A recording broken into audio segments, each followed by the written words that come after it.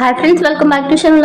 రాబోయే కథలో ఏం జరగబోతుందో అందరికంటే ముందుగా మనమే తెలుసుకుందాం. మన వీడియోస్ నచ్చుతుంటే లైక్ చేయండి, సబ్స్క్రైబ్ చేసుకోవడం మాత్రం అసలు మర్చిపోవద్దు. మనం గతంలో చెప్పినట్లే రాజు చనిపోకుండానే ఉండుంటాడు, శైలేంద్ర అనే నాటకం ఆడిస్తూ ఉన్నాడని చెప్పేసి ఇక సేమ్ ఈ రోజు అయితే ఇక రాజీవ్ అనేవాడు బతికే ఉన్నాడని ఇక మనుకి ఇక వస్తారకి మహేంద్రకి డౌట్ అయితే వచ్చేస్తుంది. దీని అంతటికీ కారణం శైలేంద్రనే నడిపిస్తూ ఉంటాడు కదా, లేకపోతే రాజీవ్కి అంత ధైర్యం ఉండదని చెప్పేసి అంటే అవును మావయ్య అని చెప్పేసి వీళ్ళిద్దరు మాట్లాడుకుంటూ ఉంటారు. ఇక జైల్లో ఉన్న మను మాటలైతే ఎవరైతే ఏమి లెక్క చేయరు అనమాట, రాజు బతికే ఉన్నాడన్నా కానీ.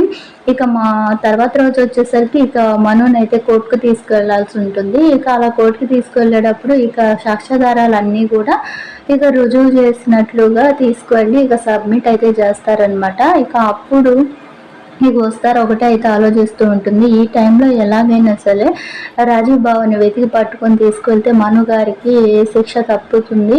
ఈ రాజీవ్ బావ ఎక్కడుండి ఉంటాడని చెప్పి ఫోన్ ట్రై చేస్తుంది అనమాట. ఆ ఫోన్ అయితే స్విచ్ ఆఫ్ అని అసలు కలవదనమాట.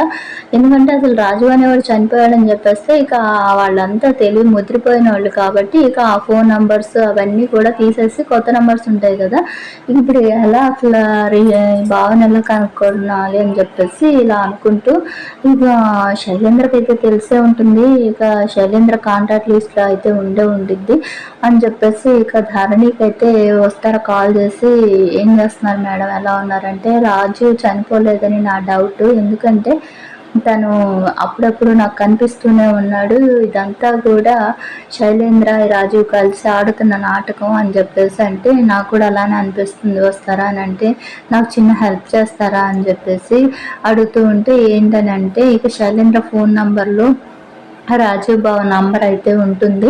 ఆ నంబర్ని మీరు నాకు కొంచెం సెండ్ చేస్తే నేను రాజీవ్ ఎక్కడున్నాడో కనుక్కొని వెంటనే ఇక తన్ని పట్టుకొని ఇక పోలీసుల ముందుకు తీసుకువెళ్తాను, అప్పుడు అసలు ఏం జరిగిందో మొత్తం తెలుస్తుంది అని చెప్పంగానే ఇక ధరణి ప్లీజ్ అని చెప్పేసి అడిగేసరికి సరే అని చెప్తుంది. ఇక శైలేంద్ర అనేమో ఇక ఫోను లాక్స్ అన్నీ పెట్టేసి జాగ్రత్తగానే ఉంటాడు కదా, కానీ ధరణి అబ్జర్వ్ చేస్తూనే ఉంటుంది అప్పుడప్పుడు. ఇక తినైతే ఫ్రెష్ అవుదామని చెప్పేసి ఇక శైలేంద్ర వాష్రూమ్లో ఉండంగానే ఇక ధరణి అయితే ఇక నెమ్మదిగా ఫోన్ లాక్ తీసి ఇక రీసెంట్గా ఎన్నిసార్లు అయితే నంబర్స్ ఎక్కువగా సేవ్ చేయకుండా ఉన్న నంబర్స్ ఎక్కువసార్లు డయల్ చేసిన నంబర్లు ఉంటాయి కదా, ఇక ఆ నంబర్స్ని అయితే తీసుకొని ఒక స్క్రీన్ షాట్ మళ్ళీ ఎక్కడ ఉందో అలా పెట్టేసేస్తుంది అనమాట. ఇక ఈ పిక్చర్ని అయితే ఇక వస్తారకు పంపించి తను కూడా పిక్చర్ని అయితే డిలీట్ చేసేస్తుంది. ఇక ఇలా చేసిన తర్వాత ఇక ఎవరికి ఏం అనుమానం రాకుండా అయితే తను లోపలికి వెళ్ళిపోతుంది వంటగదిలోకి.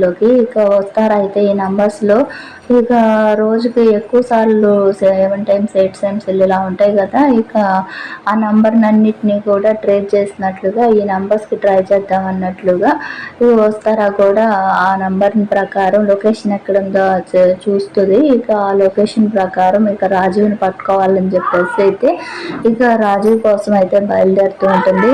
మావయ్య మీరు అనుపమ గారు ఇద్దరు కలిసి మీరు కోర్టుకు అయితే వెళ్ళండి, నేను వెంటనే వస్తానని చెప్పేసి ఇక రాజీవ్ కోసం అయితే వెళ్తుందనమాట. ఒంటరిగానే అయితే వెళ్ళేసి ఇక తను ఒక షెడ్లో అయితే ఉంటాడు. ఇక అక్కడ కూర్చొని మరదల పిల్ల నీకోసం నేను ఎన్ని అగచాట్లు పడుతున్నాను చూడు అని చెప్పేసి తనలో తాను వస్తార ఫోటో చూసుకుంటూ ఇక నా నుంచి నిన్ను ఎవ్వరంటే ఎవరు కాపాడలేరు, అసలు ఆ రిషి వస్తాడో రాడో తెలియదు, నాకు నీకు మధ్య అడ్డుగా ఉన్న ఈ మనునైతే ఇక పర్మనెంట్గా జైలుకి పంపించేసి ఉరి ఇచ్చేస్తానని చెప్పేసి ఇక త్వరలోనే ఇక నువ్వు నా దాని అయిపోతున్నావు, నా సొంతం అయిపోతున్నావు అని చెప్పేసి బాగా ఇలా మాట్లాడుకుంటూ అయితే ఉంటే ఇక ఒక్కసారిగా ఇక అక్కడికి పోలీసులని కూడా కొంతమందిని తీసుకొని ఇక రాజీవ్ని అయితే అరెస్ట్ చేయించండి అన్నట్లు పట్టుకుంటుందన్నమాట. ఇక ఈలోపు అక్కడికి కోర్టుకు వెళ్ళిపోయిన మనుని అక్కడ లాయర్ సాక్ష్యాధారాలు ఏమీ లేక ఇలా హత్య తనే చేశాడన్నట్లుగా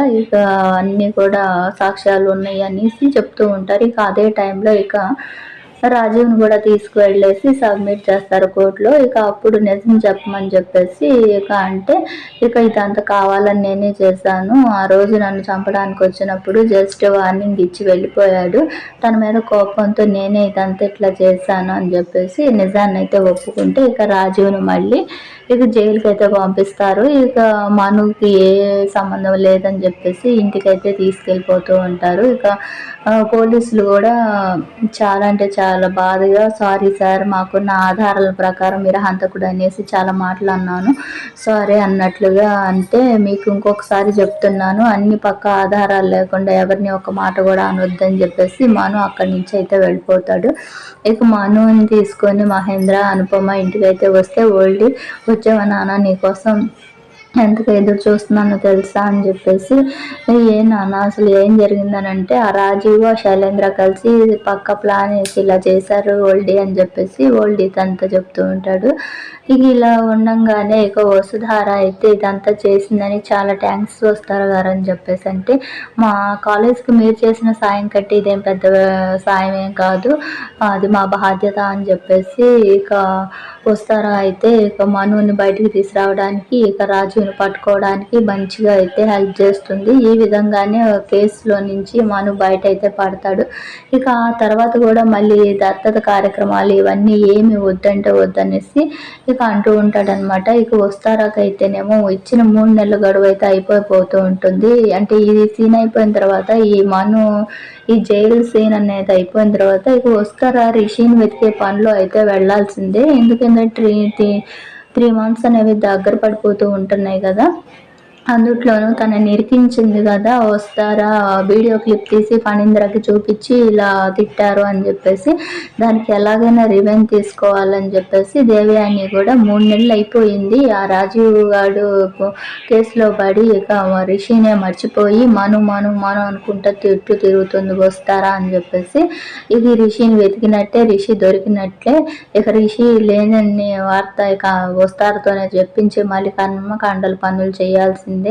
ఇక తాళి తీసి అది ఇది అనేసి అనుకుంటూ వస్తుందన్నమాట ఇంటికి. ఇలా ఉన్న టైంలోనే ఇక ఒక్కసారిగా మను ఇక వస్తారు, ఇద్దరు కలిసి రిషిని వెతికే ప్రయత్నం అయితే చేస్తారు. ఇక ఆ టైంలోనే రిషి ఎక్కడున్నాడా అని ఒక క్లూ అయితే వస్తుంది. ఇక దాంతో ఇక పరుగున వస్తారా వెళితే ఇక అక్కడ రిషి అయితే చాలా అనారోగ్యంతో బాధపడుతూ ఉంటాడనమాట. ఇక రిషిని చూసి బోర్న అయితే వేడుస్తుంది వస్తారా, సార్ అనేసి అన్నా కానీ స్పృహ లేకుండా ఉంటారు. ఇక వస్తారా వాళ్ళందరిని అడుగుతుంది, మా సార్ ఎక్కడ తెలిసింది ఎలా ఏంటి అని అంటే, కొన్నాళ్ళ క్రితం ఇలా మాకు దొరికారు, తను అసలు ఒక హెల్త్ కండిషన్ అసలు ఏం బాగాలేదు. ఇక ఆ టైంలో మేము తీసుకొచ్చి ఇక్కడ హెల్త్ పరంగా ట్రీట్మెంట్ అవి చేస్తున్నాం కానీ అసలు ఏం బాడీ ఏమి సహకరించట్లేదు అనేసి అసలు స్పృహలోకి కూడా రావట్లేదు అంటే, ఇక అక్కడి నుంచి పెద్ద హాస్పిటల్కి ఇలాంటివి తరలిస్తూ ఉంటారు. ఇక అలా రిషి ఎంట్రీ అయితే ఉంటుందన్నమాట. ఇక రిషి ఎంట్రీ తర్వాత ఇక వసుధార వాళ్ళు ఇక మను వాళ్ళు రిషి వచ్చాడని చాలా హ్యాపీ పడిపోతాడు మహేంద్ర కూడా. ఇక్కడేమో శైలేంద్ర గారు మళ్ళీ ఈ మనుని తప్పిద్దామని అనుకుంటే అసలు మళ్ళీ రిషి కూడా వచ్చేసాడు, ఇప్పుడు ఏం చేయాలి ఆ ఎండి సీట్ కోసం అనేసి ఇలా అయితే అనుకుంటే, మనం ఒకటి అనుకుంటే ఇంకోటి జరిగింటే ఏంటి శైలేంద్ర అంటే, రాని మామ అసలు ఎన్నిసార్లు అయినా రాని, మనకేమైనా కొత్త ఏంటి వచ్చినాడు ఉంటాడా ఏంటి, మళ్ళీ పంపించేద్దాం అనేసి అన్నట్లు చెప్తూ ఉంటాడు అనమాట.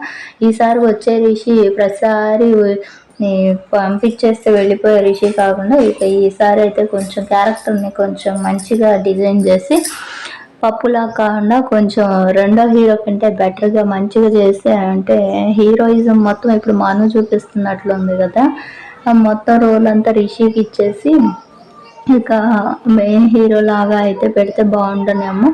ఒకవేళ రిషి రాకపోవడం జరిగినట్లయితే ఇక ఆ పాత్రలో వేరే వాళ్ళనైనా సరే పెట్టేసి ఇక రిషి పాత్రని ఇక అలా డమ్మీలా అన్నా సరే ఊహించాల్సింది. తర్వాత ఇక ఏంజల్కి మనుకి పెళ్లి జరగడం లాంటి కార్యక్రమాలు అయితే జరుగుతూ ఉంటాయి.